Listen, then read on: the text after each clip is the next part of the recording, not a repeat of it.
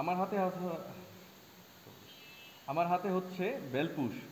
Bell push মানে calling বেলের switch. তো এটা আপনাকে আজকে কানেকশন করার দেখাবো কিভাবে এটার কানেকশন করতে হয়।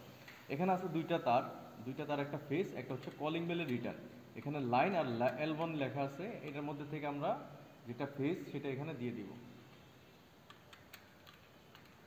আর সেকেন্ড তারটা L1 এর এখানে দিয়ে দিব।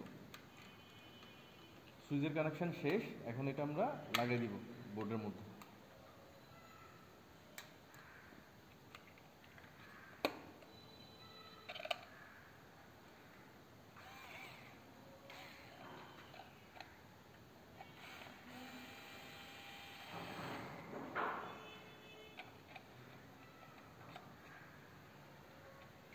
খুবই ইজি প্রসেস।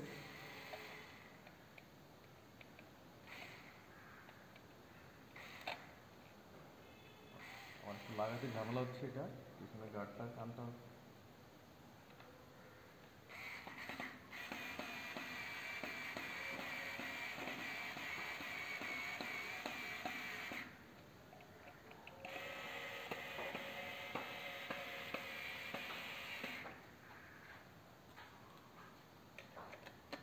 তো বেলপুশ আমাদের কমপ্লিট। একটু সোজা করে দিব।